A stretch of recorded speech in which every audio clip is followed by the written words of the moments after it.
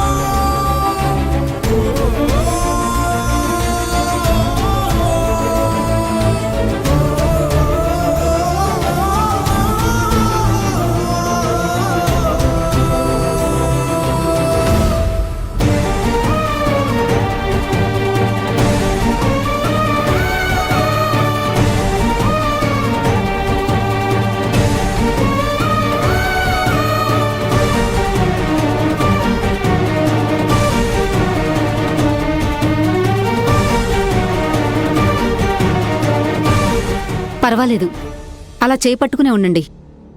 తనకు కాస్త ధైర్యంగా ఉంటుంది.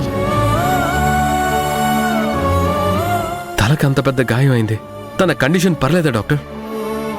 బ్రహ్మరాంబిక గారు నాకెప్పటినుంచో తెలుసు. ఒక విధంగా నేను ఈ స్టేజ్లో ఉండడానికి, ఈ హాస్పిటల్ రన్ చేయడానికి రీజన్ కూడా ఆ ఫ్యామిలీయే. తన దగ్గరికి ట్రీట్మెంట్ కోసం వచ్చే కొంతమంది స్పెషల్ పేషెంట్ గురించి ఆవిడ నాతో డిస్కస్ చేస్తూ ఉంటారు. ఈవిడ ఫోటో పంపించి గతం మర్చిపోయిందని చెప్పి కొన్ని అడ్వైజులు కూడా తీసుకున్నారు. ఆల్రెడీ గతం మర్చిపోయి ఉన్నారు కాబట్టి తలకి దెబ్బ తగలటం వల్ల సిచ్యువేషన్ కొంత దిగజారే ప్రమాదం ఉంది. మరెలా డాక్టర్? ఒక పని చెయ్యండి, ఇప్పుడు నా ముందు తనకి గత జ్ఞాపకం ఏదైనా గుర్తు తెచ్చే ప్రయత్నం చేయండి. ఎలా రియాక్ట్ అవుతుందో చూసి దాన్ని బట్టి ట్రీట్మెంట్ ఆలోచిద్దాం. అత్తయ్య, మీరు తన చేతిని అంత గట్టిగా పట్టుకున్నారు. తను జ్యోతి అని మీరు గుర్తుపట్టారా?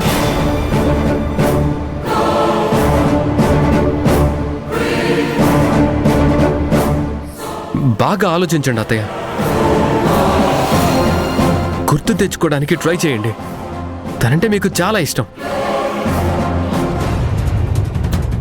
అమ్మా వర్ష, నిన్నెక్కడో బాగా చూసినట్టు అనిపిస్తోందమ్మా. నేనే జ్యోతినని శారదమ్మ గుర్తుపట్టబోతుందా? అది చాలా అత్తయ్య. ఆ మాత్రం మీకు అనిపించిందంటే ఇంకొంచెం గట్టిగా ఆలోచించండి. తనెవరో మీకు పూర్తిగా గుర్తొస్తుంది.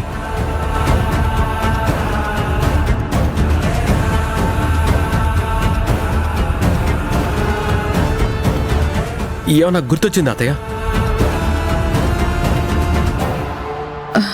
తనని ఎక్కడో చూసినట్టు నా మనసు చెప్తోంది, కానీ నా మెదడు మాత్రం తను ఎవరో గుర్తుపట్టలేకపోతోంది రాజీవ్. ఇంకొంచెం ట్రై చేస్తే గుర్తుపట్టే ఛాన్స్ ఉంటుంది అత్తయ్య.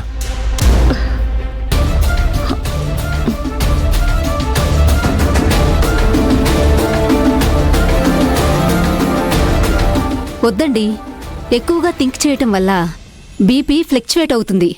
అది మంచిది కాదు. మరిప్పుడు ఏం చేయమంటారు డాక్టర్? తలకైన గాయానికి నేను మెడిసిన్ ఇస్తాను, కానీ తనకున్న ప్రాబ్లంకి ప్రకృతి వైద్యమే కరెక్ట్. బ్రహ్మరాంబిక గారికి మంచి ట్రీట్మెంట్ ఇవ్వమని చెప్పండి. అలాగే డాక్టర్. అంతేకాదు, ఈ అమ్మాయితో పేషెంట్కున్న రిలేషన్ ఏంటో నాకు తెలీదు, బట్ తన పక్కనుంటే మాత్రం పేషెంట్కి గతం గుర్తొచ్చే ఛాన్సెస్ చాలా హైగా ఉన్నాయి. ఆ రూట్లో ట్రై చేస్తే రిజల్ట్స్ త్వరగా వస్తుందని అనిపిస్తుంది. ఇదే మాట బ్రహ్మరాంబిక గారికి కూడా చెప్పండి. సరే డాక్టర్.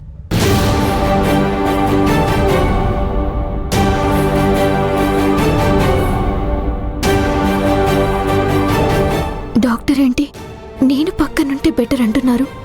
నా వల్ల శారదమ్మకి గతం గుర్తొస్తుందంటే అంతకు మించిన ఆనందం నాకేముంటుంది? కానీ నేనే జ్యోతినని శారదమ్మ గుర్తుపడితే దొరబాబు దగ్గర మిగతా వాళ్ళ దగ్గర నేను వర్షనని దబాయించినట్టు అమ్మ దగ్గర వాదించలేను. ఆ ప్రేమకి లొంగి నేనే జ్యోతిని అంటే వర్షకిచ్చిన మాటకి అన్యాయం చేసిందన్నవుతాను. నేనిక్కడే ఉంటే దొరబాబు శారదమ్మ గురించి కన్విన్స్ చేస్తాడో ఏంటో.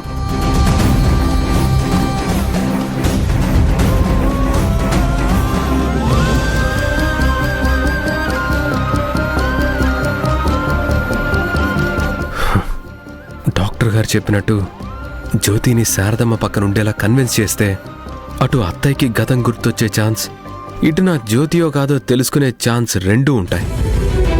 ఆశ్రమం దగ్గరైతే మాట్లాడనివ్వకుండా ఆ రామరాజుగాడు అడ్డుపడతాడు. ఇక్కడే జ్యోతిని కన్విన్స్ చేయాలి.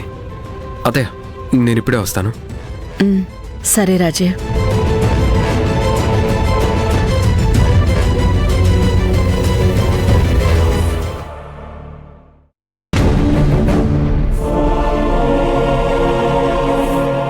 జ్యోతి, జ్యోతి, ఒక్క నిమిషం ఆగు. జ్యోతి ఆగు. నా పేరు జ్యోతి కాదు. ఆ పేరుతో పిలవద్దని నీకెన్నిసార్లు చెప్పాలి? నా జ్యోతి రూపం కళ్ళ ముందు కనిపిస్తుంటే, నా మనసు జ్యోతి అని చెప్తుంటే ఆటోమేటిక్గా నా నోటి నుంచి జ్యోతి అనే వస్తుంది. సారీ సారీ సారీ, ఇంకోసారి అలా పిలవను. వర్ష, నీతో కొంచెం మాట్లాడాలి. ఉండవా? ఉండాల్సిన అవసరం కానీ నీ మాటలు వినే ఓపిక గానీ నాకు లేవు. ప్లీజ్ ప్లీజ్, ఒక్క నిమిషం నా మాట విను. సరే చెప్పండి. అదే డాక్టర్ చెప్పిన మాట నువ్వు విన్నావు కదా? విన్నాను. అయితే శారదమ్మ కూడా నిన్నెక్కడో చూసినట్టుందని చెప్పింది కదా? చెప్పింది. మీరే ప్రతిసారి నా భార్యలా ఉన్నారు, జ్యోతిలా ఉన్నారు అంటున్నారు. పెద్దమ్మ ముందు కూడా ఇదే మాట చాలాసార్లు అన్నారు. తను నీకు మేనత్త కాబట్టి నన్ను ఎక్కడ చూశాను అనుకుంటలో తప్పే ఉంది. అదైతే మీకు అర్థమైంది కదా? ఇందులో అర్థమయ్యేదేముంది? అంతకు మించి ఇంకేముంటుంది? సరే సరే, నువ్వు వర్ష అనే నేను నమ్ముతాను. నమ్మినా నమ్మకపోయినా అదే నిజం. ఓకే ఓకే, నేను అత్తయ్యకి గతం గుర్తు చేయడానికే నేను నా పనులన్నీ వదులుకొని ఇక్కడికొచ్చాను. నీకు తను పెద్దమ్మ, నా భార్య జ్యోతి అంటే తనకి చాలా ఇష్టం. మీరు పక్కనే ఉంటే రిజల్ట్ ఫాస్ట్గా ఉంటుందని డాక్టర్ గారు కూడా చెప్పారు కదా. అందుకని నువ్వు కొంచెం జ్యోతిలా నటిస్తే అత్తగారికి త్వరగా నయం అవుతుంది. శారదమ్మ కోసం నేనేమైనా చేస్తాను. బట్ నేనిప్పుడున్న కండిషన్లో వర్షగానే ఉండాలి తప్ప జ్యోతిలా బయటపడి రిస్క్ చేయలేను. ఏం ఆలోచిస్తున్నావు వర్ష? నువ్వు ఒప్పుకుంటే తనకి పెద్ద సహాయం చేసిందని అవుతావు. దొరబాబు, నువ్వు శారదమ్మ నన్ను క్షమించండి. ఈ కష్టకాలంలో నేనండగా ఉండలేని పరిస్థితి నాది.